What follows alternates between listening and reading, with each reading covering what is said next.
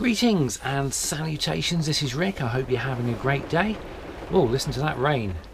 On this dark and rather dank day, this is going to be a personal video log. Right, I'm sat out here in the van. I've got my clipboard with me. I'm doing some sketches because I'm going to be making some changes. Now, first of all, let me just mention that last video I did, which was a product review video for the torch, wasn't received very well, and kind of totally understandable. I was just purely experimenting with the idea, with the concept of doing product review videos as a thing, but to be honest, it wasn't received very well. It's not really what I do, and it's not what you guys are used to seeing me do, and also the video was a bit of a pain to make. It was quite a long, drawn out process, and I didn't enjoy making the video as much as I normally enjoy making videos, and that's because I was under an obligation to do it, or I felt under this obligation to do it, because the product supplied to me was supplied to me by the manufacturer, so there's this kind of contract that you have to do with them. To be honest, it was good to do as an experiment, but I don't think it's the kind of video that I want to be making, and so thanks for all your feedback on that video. It's very, very important to get feedback on things like that, because it helps me to, work out my way forward. The thing is, I mean, I've got more than 600 videos on my channel, and I've pretty much done everything I want to do on video. I've pretty much done. So you do kind of start to run out of ideas. That's why I generally vlog about things that are happening in my life, because obviously there's things I can sort of talk about. Yes. When you are running low on ideas to make videos, then obviously it's good to try new things and experiment with new things. But in this case, I'm glad I did it, because I got the experience of making a proper product review. But to be honest, I don't think it's going to be the sort of thing I'll be doing in future. Yeah, so that's where I stand in regard to product review videos. Now, while I've been sat here talking, you may have noticed something on this side of the screen. My door looks a little bit different on the bathroom, and that's because I've turned it into a sliding door. And let me show you it in action. I've basically bought some, there we go, I bought some drawer runners, and they were quite cheap, because you can buy wardrobe sliding gizmos, but they're really expensive. And so I found a cheap set of drawer runners, like extra large drawer runners, on Amazon, and I thought, oh, I'll have a go then. So what we've got here is, this is the top one, and all I did was put a piece of wood up here which is level with the ground, because I've got one down there as well, and all I did was attach the drawer runner, and then attached a piece of wood to the drawer runner, and then attached the door to the piece of wood, and it doesn't look too bad as well. If you sort of step back here, a little bit busy going on up there. I might be able to tidy that up somehow, and obviously these side bits I've got to tidy up. I've got some grey felt that I'm going to be putting on there possibly later today. But overall, I'm quite impressed with this, and it's quite smooth as well. The mechanism, it took a little bit of trial and error to get it right, because at one point this piece of wood up here was a little bit offset, so when you opened the door it pulled away, but after I adjusted this wood so it runs completely parallel with the floor, it became a much smoother mechanism. In order to stop it rolling, I sort of come up with this slightly Heath Robinson jerry-rigged idea. I've got a hook in the door, and it goes up against there, and then this little cam comes down, and then it stops it moving, and that's absolutely rigid there, and it doesn't rattle. I haven't driven the vehicle yet, but so far so good. Now, another thing that's been happening with the van is unfortunately it's leaking.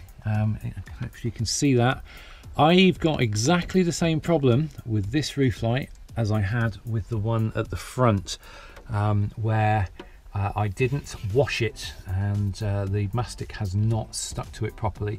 So I'm going to be replacing it. Got another major thing happening with the van. You may have picked up on it from my previous camping video.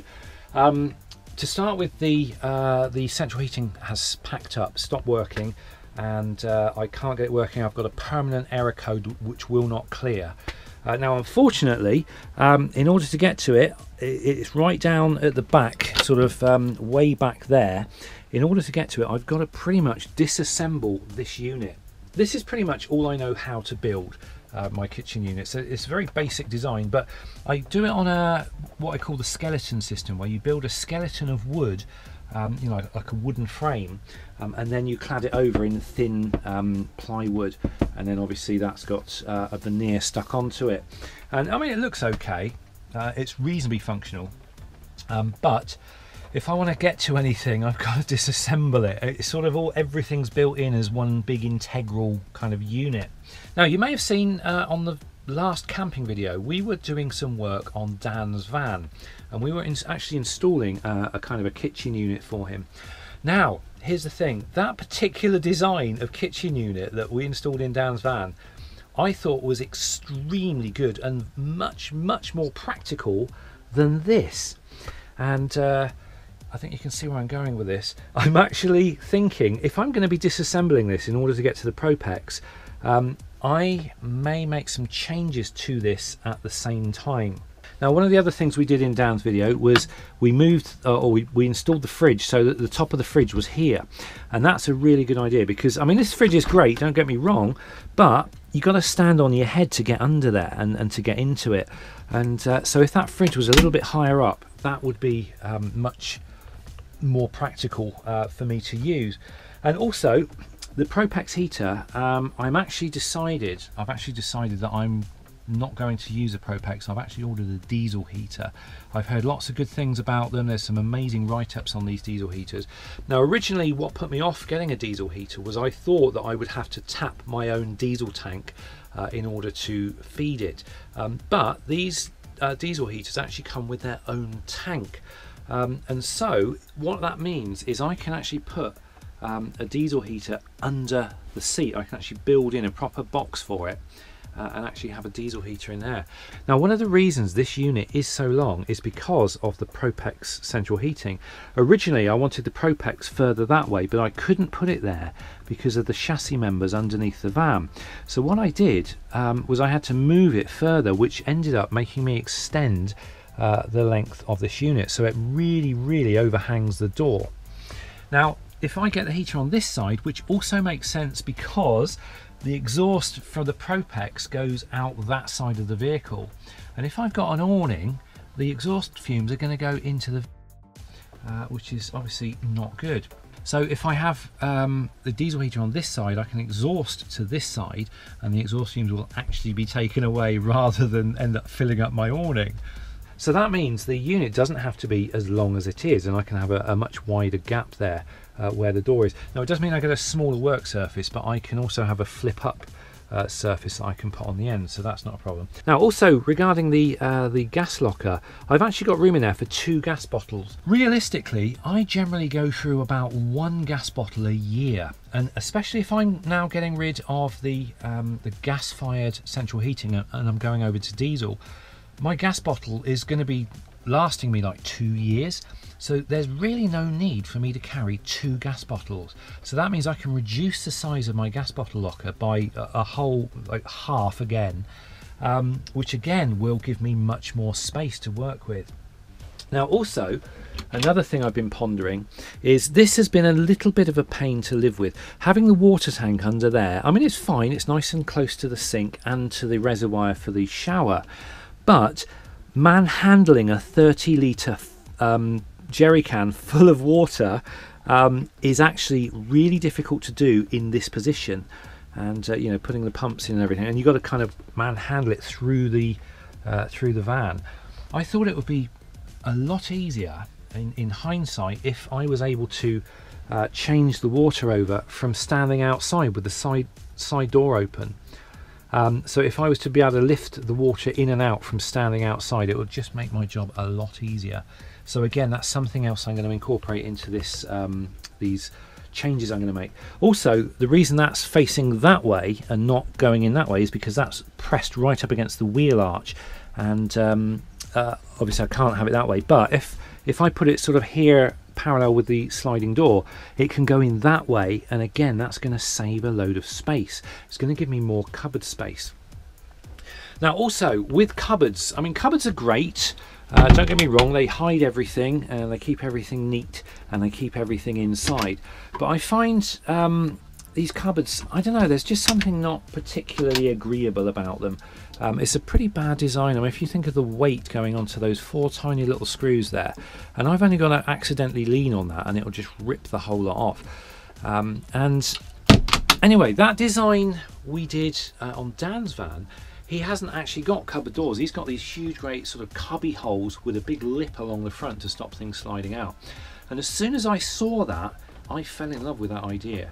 I mean, for example, if I'm sat here thinking, oh, you know, what should I make for my tea or whatever, if I, you know, say I want to store things away, like a few tins of food and a loaf of bread and stuff like that, at the moment I actually have to stuff it away in a tote box underneath here and pull it out and then sort of get to it. I mean, it's no massive deal, but if I had like a big cubby hole that I could just stuff things into, I think it would be a lot easier. You know, you can see stuff at a glance without having to sort of stand on your head. So anyway, that's the idea I've got going at the moment, and I may very well rebuild this unit and come up with a slightly new and improved design. So it's a case of watch this space. Something else that's been going wrong is the CTEC split charger.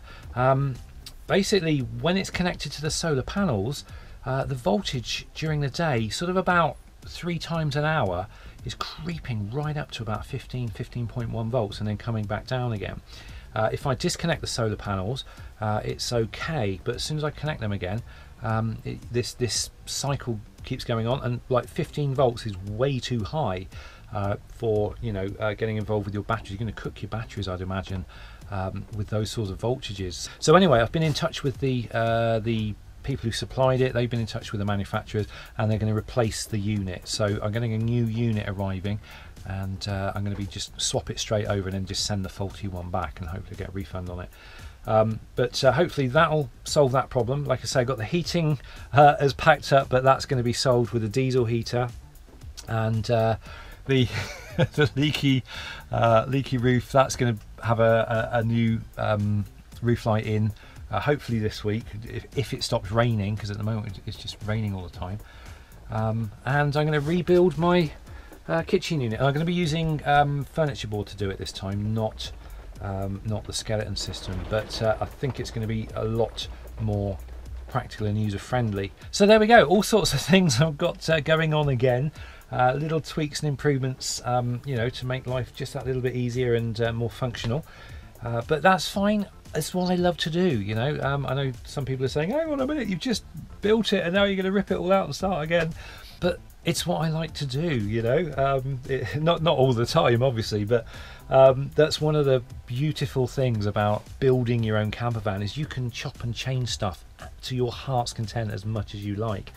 And it's not a problem. And if you're not happy with something, you can change it, you know.